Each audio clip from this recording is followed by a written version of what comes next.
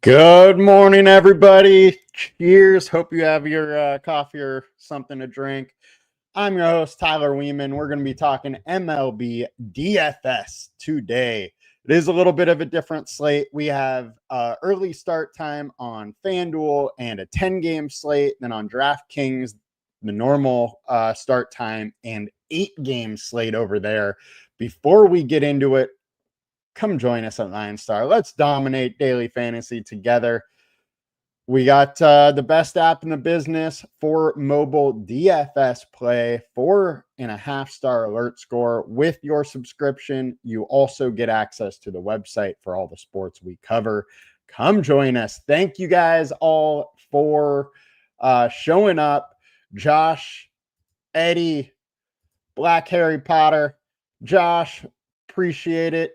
And I'm glad you're here. Lakewood, Colorado. Nice. I like to see it. Thank you guys for joining. Very much do appreciate it.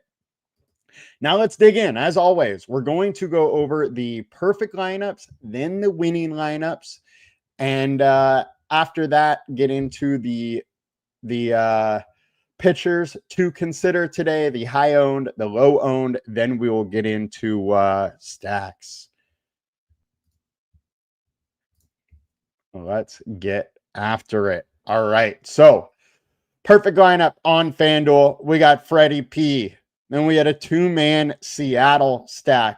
This Seattle stack just went absolutely nuts. Canzone, 3 home runs, put up 68.8. Cal Riley, the leader for Seattle Mariners, single season home run. He had 2 yesterday, just went nuts.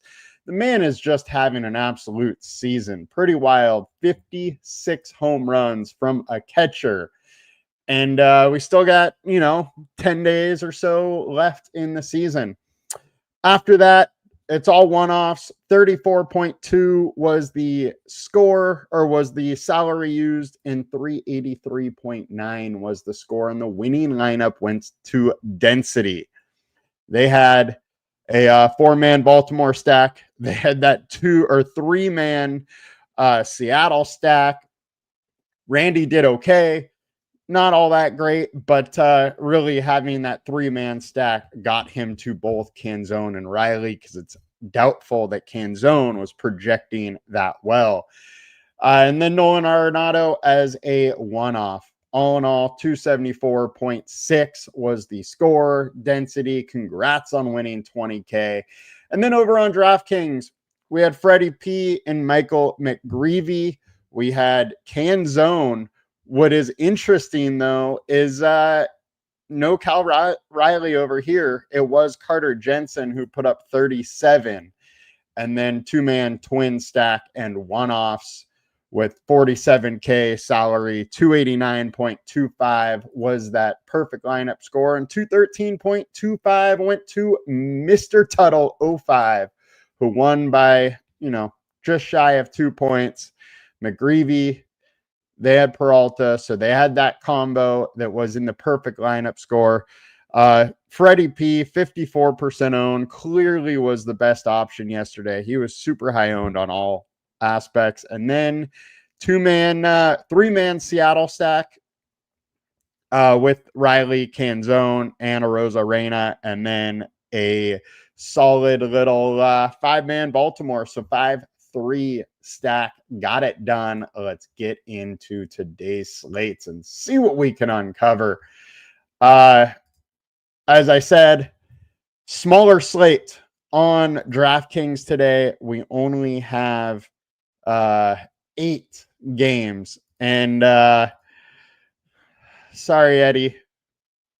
If I get a takedown, I'm not splitting it with you. Very much appreciate you always showing up, though. All right.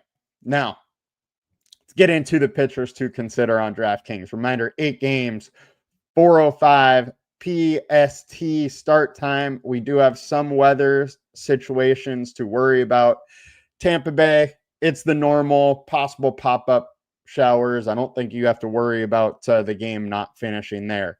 In Kansas City, there's definitely some worries, scattered clouds. It's a situation where we're going to have to look closer to lock what's going on there.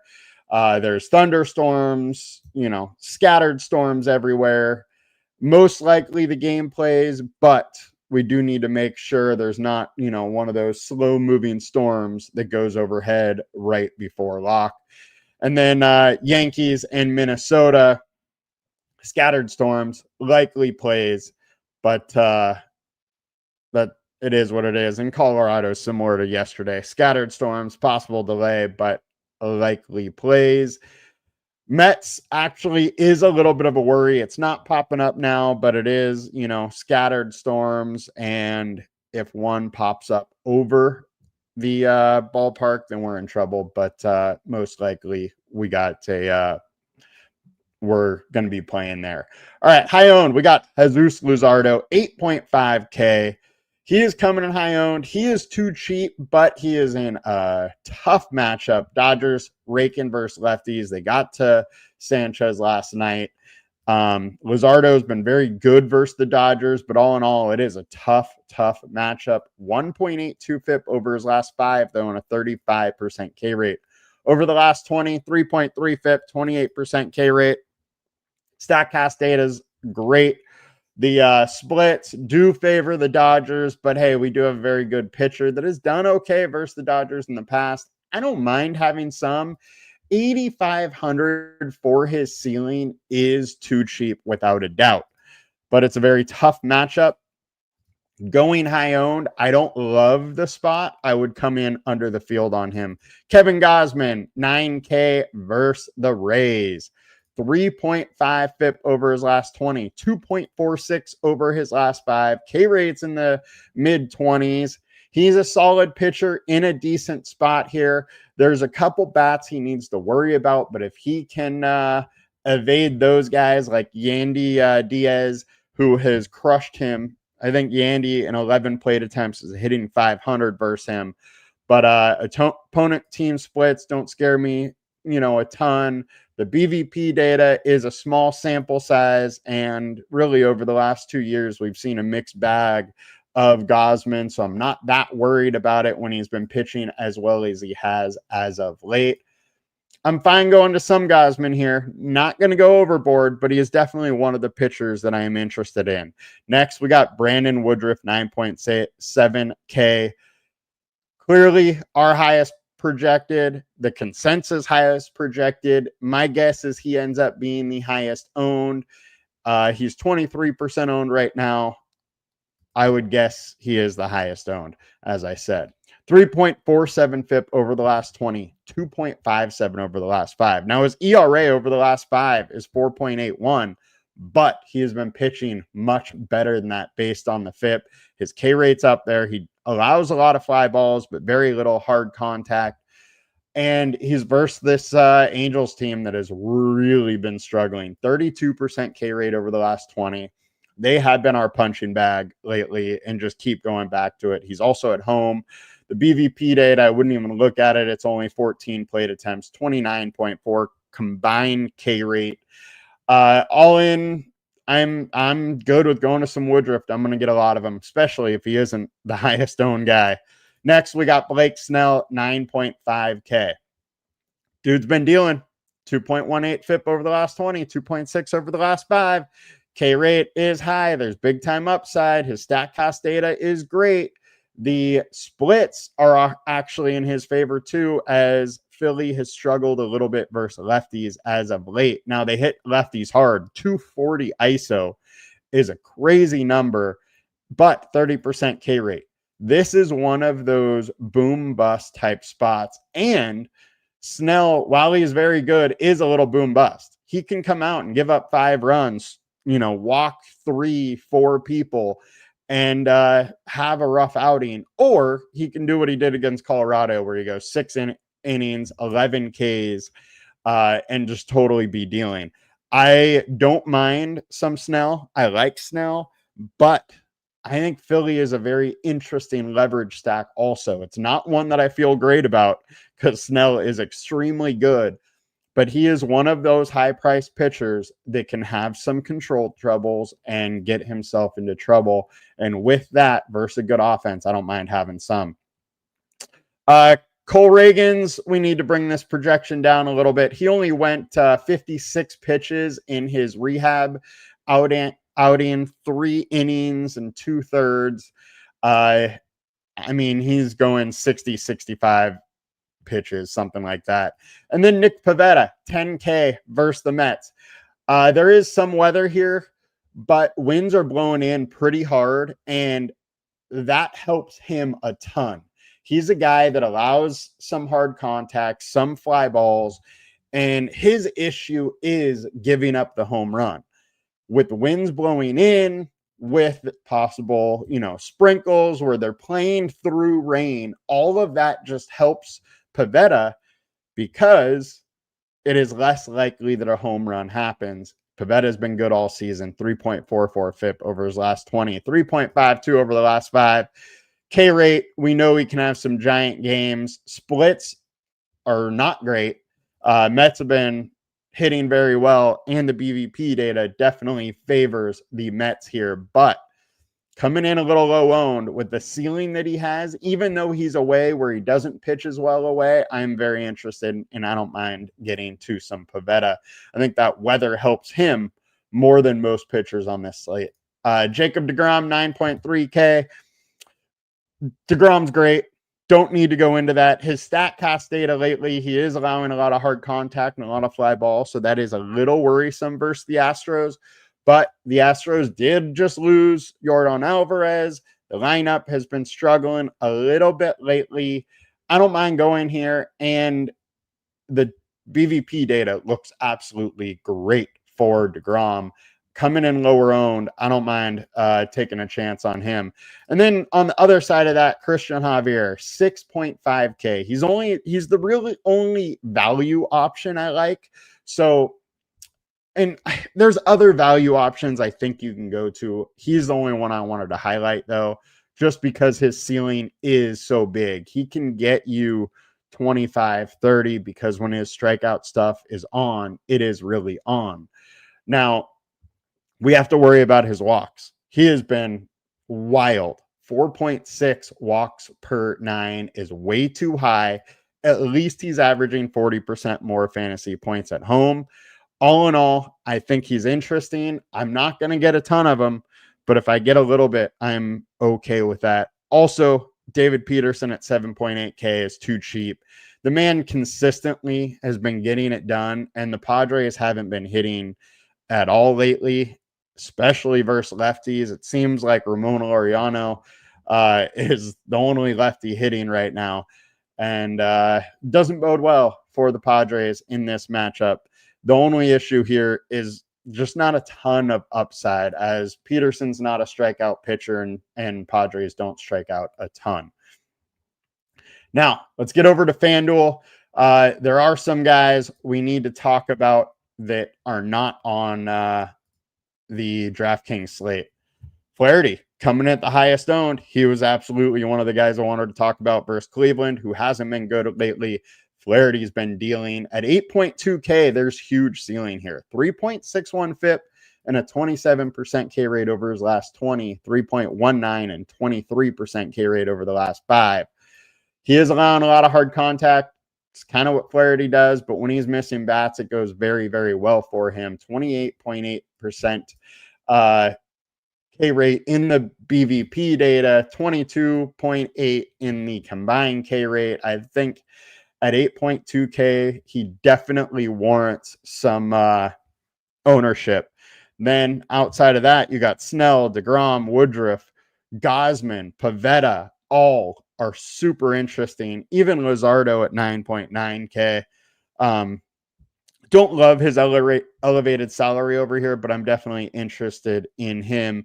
And then I think you got to throw Lucas Giolito into this mix too.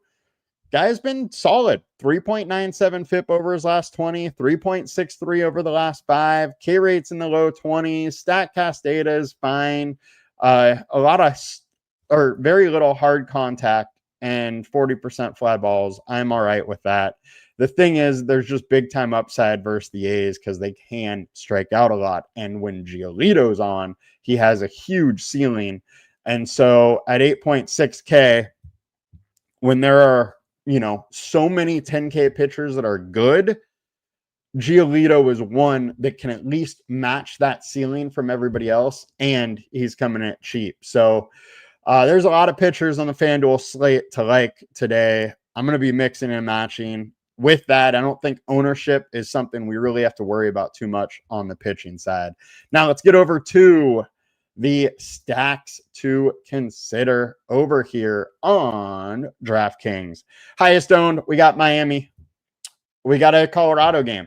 10.5 game total here. 1.5 higher than anybody else on the slate. New York in the Mets, and Minnesota is the only one at 9. Everything else is 8.5 or lower. Miami is clearly an option here. McCade Brown hasn't been great. He is an interesting prospect, but he just hasn't been able to get it done and hasn't been able to work deep into games. Now you throw Colorado in there. I don't mind some Miami stack, especially with us being able to get different on pitcher fairly easily. And they're all over it. Highest projected stacks, we got Miami. Also Seattle popping up versus Cole Ragans. Ragans isn't going to be in the game long. With that, you're going to get some more bullpen. I don't hate going that way versus with a hot Seattle versus Cole Ragans, who isn't going to be pitching too long today. Highest value, Miami is all over it. They're cheap. They are highest projected. They're highest owned. Their ownership may come in higher than what is currently saying just because of how cheap they are. And there's not a whole lot of good spots to go on this slate. So I wouldn't be surprised if a lot of people end up jamming Miami and, mixing it up with pitchers. So that is one thing to consider and look at later today when you're making your lineups. Texas versus Christian Javier. While I like him as a pitcher, I also don't mind going to some Texas. Think they're going to come in a little low owned, and there's big time ceiling because Javier lets guys on base, and then you get one or two big hits and the whole game can change and get into that bullpen a little bit earlier. High ceiling action. We got Mets versus Pivetta. Now, the one thing I got to say with that, with the wind coming in, with sprinkles probably throughout the game, they're going to have to play through. The home run chances come down a little bit. Don't absolutely love the Mets in a 7.5 game total game. Seattle we covered, and our high leverage options. We got Philly versus Snell. Already talked about that one that I like it when we were covering Snell. Milwaukee versus Jose Soriano. I think we're back to the poor version of Soriano. Over the last 5.84 ERA, 4.84 FIP. I don't mind trying to pick on some Soriano when you're talking about one of the better offenses in the league. And clicking the teams tab, 5.7 for Miami, 4.9 for Yankees. Clearly two of the better stacks. Colorado, 4.8. You get past these three and you go all the way down to 4.4. There's a big drop off.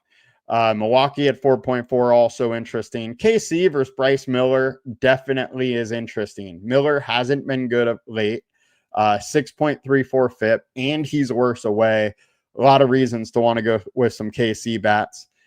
And you come down the board here, Minnesota at 4.1 has some interest. Texas, 3.9, I definitely like. And Toronto in a hitter-friendly park. Seymour's been okay, but he probably doesn't go too long into this game. I don't mind messing around and getting a little bit of Toronto there as well.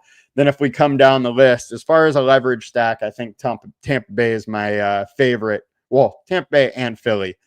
Tampa Bay, reason being is they do have some history of getting to Gausman, and then it's a hitter-friendly park.